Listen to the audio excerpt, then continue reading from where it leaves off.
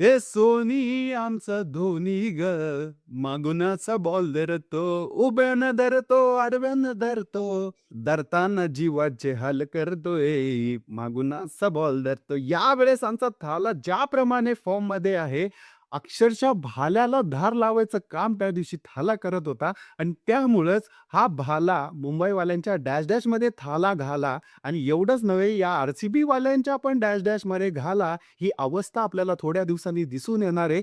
ज्या प्रकारे ह्यांचे बॉलर्स पळतील, मार खातील, घाम फुटेल त्यांना, डोळ्यातनं पाणी येईल, हे पाणी बघायला आम्ही उत्सुक आहे आणि त्या ट्रॉफीवरती चेन्नई सुपर किंग हे स्टिकर लागलं.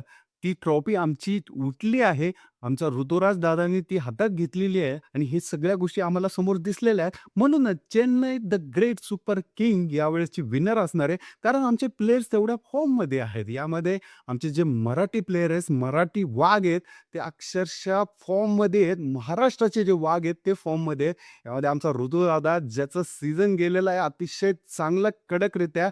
या ठिकाणी ऋतुदादा तर आमचा कॅप्टन आहे आणि कॅप्टन कभी भी अपने संग को वाऱ्यावर नाही छोडता.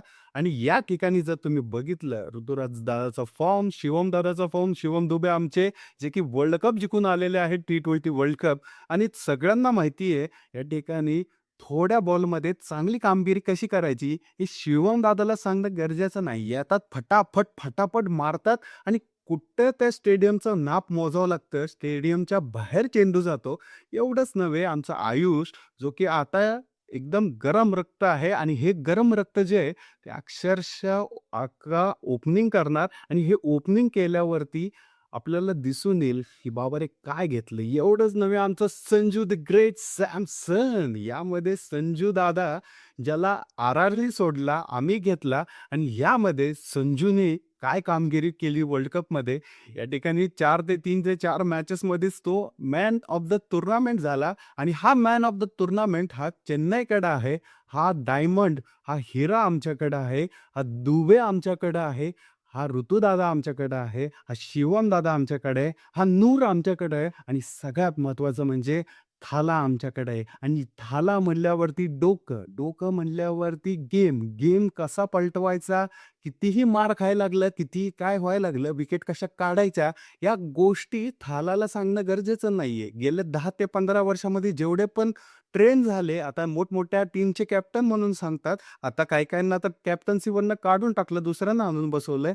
या ठिकाणी हे जे कॅप्टन, हे जे मोठमोठे वस्ताद सांगतात स्वतःला, हे सगळे वस्ताद आमच्या वस्तादाच्या खाली शिकलेले आहेत. या ठिकाणी आमच्या वस्तादाच्या हे पाया पडतात. दोन्हीला म्हणतात, "भाऊ कसं करायचं? काय करायचं? आम्हाला समजेना, आम्हाला करियर गाईडन्स करा." ह्या गोष्टी बोलणारे हे बाकीचे. या ठिकाणी काही-काही तर बाहेर देश पळून गेले. त्यांच्याबद्दल तर बोलायलाच नको. पण आमच्या थालाचं जे गाईडन्स घेतात आहे, ती शेंबडी आता आमच्या समोर आहे आणि एवढंच नव्हे, ते पण रिटायर झालेले आहेत. कॅप्टन म्हणून आहे ना सोडून दिले. त्यांना टीमने काढून टाकलं, "ए, तू कॅप्टन्सी करू नको." या ठिकाणी जर तुम्ही बघितलं मित्रांनो, ही जी आमची फळी आहे, आमचे जे फलंदाज आहेत, आमचे जे गोलंदाज आहेत, आमचा जो धोनी आहे, त्याचं डोकं आहे आणि या डोक्याने ही जी टीम बनवण्यात आलेली आहे, या टीममध्ये मित्रांनो ते स्पार्क आहे. त्या गोष्टी आहेत, की यावेळेसचं जे हे चेन्नईची ट्रॉफी ही अक्षरशः त्याच्यावरती नाव लिहिताना मला दिसलेलं आहे. म्हणूनच यावेळेसची जी ही ट्रॉफी आहे, ती आमच्या नावावरती आहे. कितीही काय झालं, कुठलाही मुंबईचा ओरडला, कुठलाही आर-सी-बीचा ओरडला, तरी फरक नाही पडत. हे मुंबईवाले म्हणतात, की महाराष्ट्रात राहतो आणि बाहेरच्याला पप्पा म्हणतो, बाहेरच्याला सपोर्ट म्हणतो. महाराष्ट्रात आम्ही राहतो, परंतु त्या महाराष्ट्राच्या त्या मुंबईमध्ये एकही 11 मध्ये प्लेयर खेळत नाही. आमच्या या चेन्नईमध्ये किती जण खेळतात? या ठिकाणी आमचा ऋतुराज दादा खेळतो. या ठिकाणी आमचे आयुष दादा खेळतात. या ठिकाणी आमचे शिवम दादा खेळतात. या ठिकाणी अजून 2 ते 3 प्लेयर आम्ही बॅकअपला बसवलेले आहेत. त्यांना देखील आम्ही संधी देणार आहोत. एक तरी खेळवता का रे? एक तरी मुंबईची टीम म्हणता, महाराष्ट्राची टीम म्हणता आणि एकही खेळवत नाही. मग याचा काय फायदा तुम्हाला? दुसरी गोष्ट, हे आर-सी-बी वाले मधीच येणं ह्यांचं तर काही घेणं-देणंच नसतं. यांच्या मालकाने यांना वैतागला आणि टीम विकून निघून गेला तो. 11 वर्ष वाट बघितली बाबा. सॉरी 18 वर्ष वाट बघितली, एक ट्रॉफी आणून दिली आणि त्या ट्रॉफीमध्ये पण 50 केस त्या मालकावरती पडल्या. ते वैतागून गेले वर्षभरामध्ये. 16,000-17,000 कोटी रुपये त्यांनी घेतले, टीम विकून टाकली. आता तो मस्तपैकी नॉर्मल बसलेला आहे. आता धोनीच्या मॅचेस बघत बसेल आमच्या मस्तपैकी.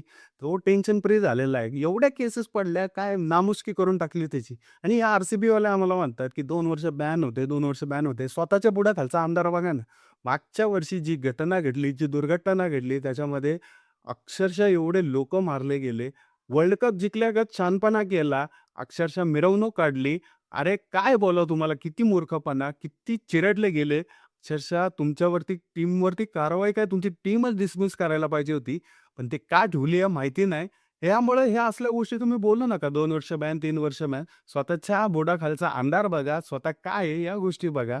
आणि ही काय बंबाबाबी, उंबी-बिबी, मुंबाबाबी हे तर राहिलं. ह्यांचं तर कॅप्टन जाऊन द्या. ह्यांना चौथा प्लेयर 12वा-13वा प्लेयर आहे यांचा असतोच म्हणायला ह्यांचा एक इम्पॅक्ट प्लेयर जो ऑलरेडी पैसे खाऊन बसलेला असतो. माहितीच आहे तुम्हाला कोणाबद्दल बोलतोय. त्यामुळे कितीही फिक्सिंग करा, कितीही डुप्लिकेट डिसिजन्स द्या.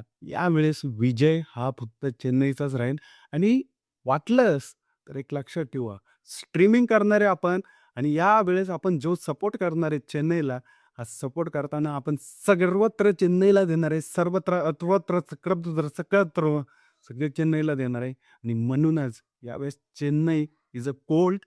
चेन्नई हे सोनं आहे. चेन्नईमध्ये मराठी प्लेयर आहेत. चेन्नई खेळणार आहे आणि म्हणून आम्हाला आनंद होतोय आणि म्हणूनच आम्ही यावेळेस चेन्नईला सपोर्ट करतोय. यावेळेस काय गेल्या 18 वर्षापासून आम्ही चेन्नईला सपोर्ट करतोय याचा अभिमान आम्हाला आहे. नक्कीच भेटूया आय-पी-एलच्या सीझनमध्ये. Chennai super king.